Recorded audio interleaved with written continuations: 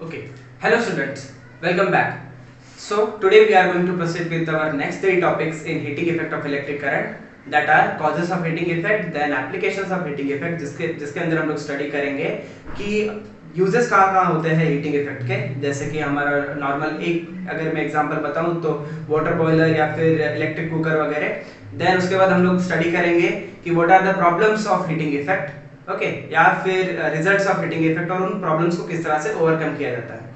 So let's jump to the first topic, that is causes of heating effect.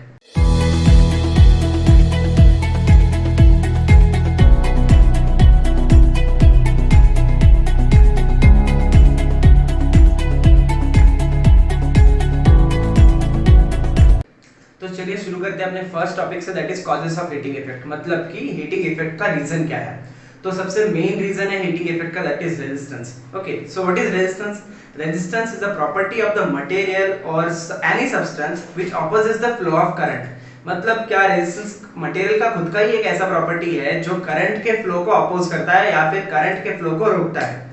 और दुनिया में ऐसा कोई भी सब्सटेंस नहीं है जिसका कोई रेजिस्टेंस नहीं होता है, राइट। सो किसी सब्सटेंस का ज्यादा रेजिस्टेंस होता है, किसी सब्सटेंस का कम रेजिस्टेंस होता है। जैसे कि अपना हम लोग यूज करते हैं नॉर्मल डेली लाइफ में जो वायरिंग होती है, उसके लिए हम लोग कॉपर वायर्स यूज करते हैं। उसका रीजन क्या है? क्योंकि कॉपर वायर जो है वो करंट के फ्लो को कम अपोज करते हैं। कम अपोज करते हैं मतलब कि उनका रेजिस्टेंस कम होता है, राइट।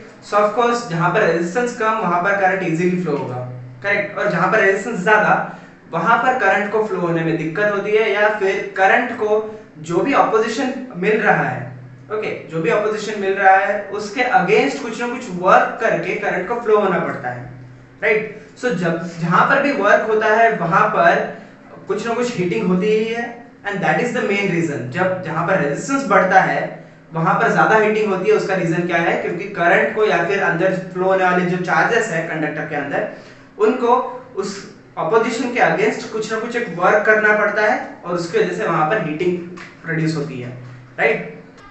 तो आगे बढ़ते हैं हमारे नेक्स्ट टॉपिक के ऊपर, that is applications of heating effect. Okay, so अब एप्लीकेशंस मतलब क्या कि हीटिंग इफेक्ट का यूजेस कहां पर किया जाता है।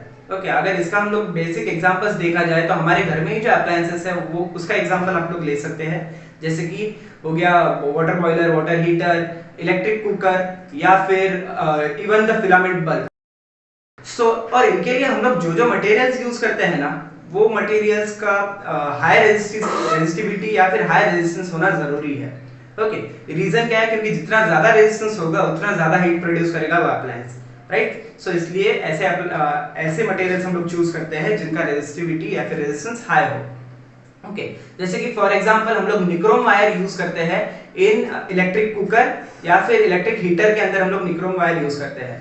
ओके, एंड अनदर एग्जांपल अगर हम लोग देखा जाए तो इसके ऊपर एक क्वेश्चन भी आता है, ये जो मैं नेक्स्ट एग्जांपल देने जा रहा हूँ इसके ऊपर एक क्वेश्चन भी आता है कि why the tungsten wire is used in bulb. हाँ, तो हम लोग यूज करते हैं tungsten, okay, tungsten filament bulb के अंदर हम लोग यूज करते हैं। आजकल वो बल्ब बंद हो गए हैं मोस्टली, बट पहले के जमाने में या फिर कुछ सालों पहले तक टंगस्टन फिलामेंट वाले बल्ब हम लोग को दिखाई देते थे।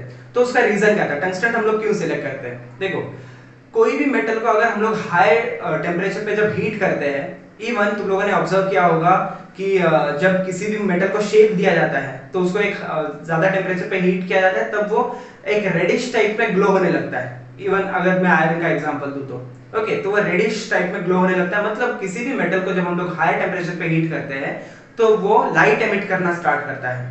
ओके, और बल्ब का पर्पस ही वही है कि लाइट एमिट करना है, बट साथ ही साथ उसको मेल्ट भी नहीं होना है। ओके, वो जो मेटल हीट होगा अंदर वो लाइट भी एमिट करेगा बट उसको मेल्ट भी नहीं होना चाहिए, राइट। तो इसीलिए हम लोग टंगस्टन यूज करते हैं, क्योंकि टंगस्टन का जो मेल्टिंग पॉइंट है वो काफी ज्यादा होता है। टंगस्टन इजीली मेल्ट नहीं होता। ओके, भले ही वो कितनी भी ज्यादा हाई टेम्परेचर पे चला जाए, जैसे कि मैक्सिमम टेम्परेचर पे वो जा सकता है 3400 डिग्री सेल्सियस, इतने तक का वो टेम्परेचर सह सकता है, राइट। इसलिए हम लोग यूज करते हैं tungsten wire in filament of bulb. तो चलिए हम लोग आगे बढ़ते हैं अपने नेक्स्ट टॉपिक के ऊपर, जो कि अपना लास्ट टॉपिक है, that is problems caused by the heating effect. Okay, तो इसमें हम लोग स्टडी करेंगे कि कौन कौन से प्रॉब्लम्स होते हैं हीटिंग इफेक्ट की वजह से, एंड देन उन प्रॉब्लम्स को किस तरह से ओवरकम किया जाता है ये भी हम लोग स्टडी करेंगे। जैसे कि फ्यूज वायर वगैरह, हम लोग प्रिकॉशंस कौन कौन से लेते हैं वो सारी चीज़ें स्टडी करेंगे। तो यूजुअली तुम लोगों ने बहुत बार सुना होगा कि किसी बिल्डिंग में या फिर किसी इंडस्ट्रीज में आग लग जाती है, ओके, और उसका रीज़न होता है, बताया जाता है कि शॉर्ट सर्किट इसका रीज़न है, ओके। या फिर कभी कभी तुम लोगों ने ये ऑब्जर्व किया होगा कि हम लोग कोई अप्लायंस स्विच ऑन करते हैं एंड अचानक से वो अप्लायंस हीट होके बर्न हो जाता है, okay.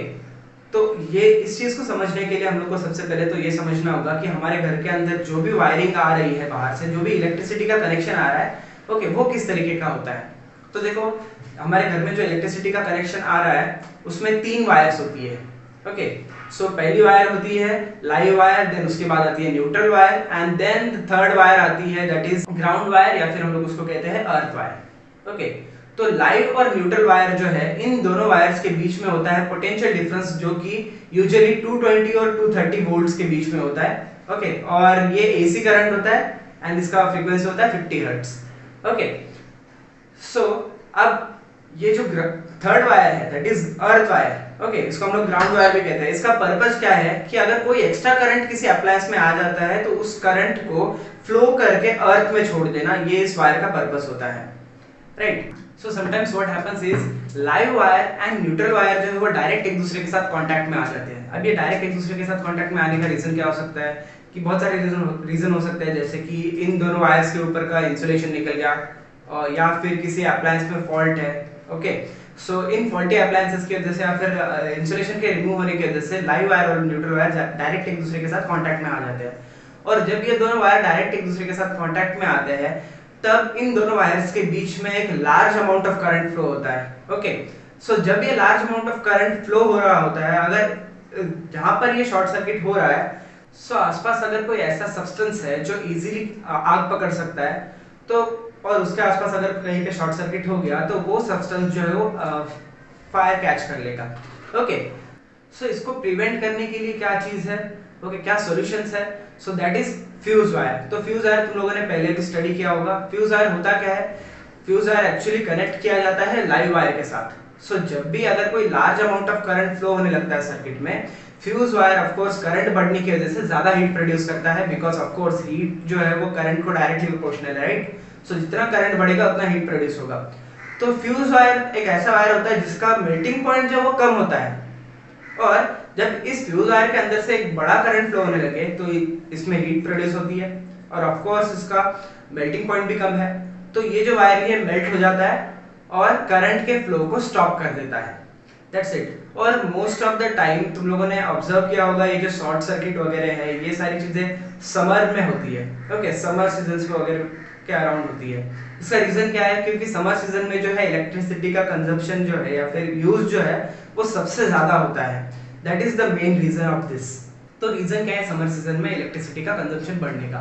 Okay, so of course summer season में गर्मी की वजह से बहुत ज्यादा यूज होता है एसी का, ओके, देन फैंस का, ये सारे अप्लायंसेस का यूज होने की वजह से समर सीजन में जो है इलेक्ट्रिसिटी का कंजप्शन का लेवल ज्यादा बढ़ जाता है, ओके। और ये खाली हम लोग यूज नहीं कर रहे हैं, खाली हमारे घर पे नहीं चलता है, राइट। ऑफ कोर्स ये कंप्लीट हमारे सराउंडिंग में जितना एरिया है, ओके, जहां से इलेक्ट्रिसिटी आ रही है, पूरे एरिया को एक ही जगह से इलेक्ट्रिसिटी आती है, ओके। तुम लोगों ने ऑब्जर्व किया होगा कि एक रेड कलर का एक बॉक्स लगा हुआ होता है कहीं पे रास्ते के साइड में, या फिर तुम्हारे जिस भी एरिया में तुम रहते हो वहां पर कहीं पे एक रेड कलर का बॉक्स लगा होता है। उस बॉक्स को कहते हैं एक्चुअली वो होता है ट्रांसफार्मर।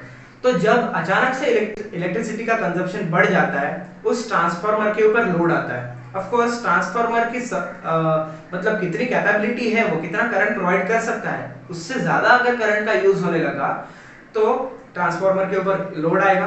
तो उससे क्या होगा कि ट्रांसफार्मर के अंदर जो फ्यूज वायर लगा हुआ होता है वो मेल्ट हो जाता है और इलेक्ट्रिसिटी का सप्लाई जो है वो शट डाउन हो जाता है। ये जो फिनोमेना है जो ट्रांसफार्मर के ऊपर मैंने बोला कि लोड आता है, ओके, इस चीज को हम लोग कहते हैं overloading, okay. So that's it.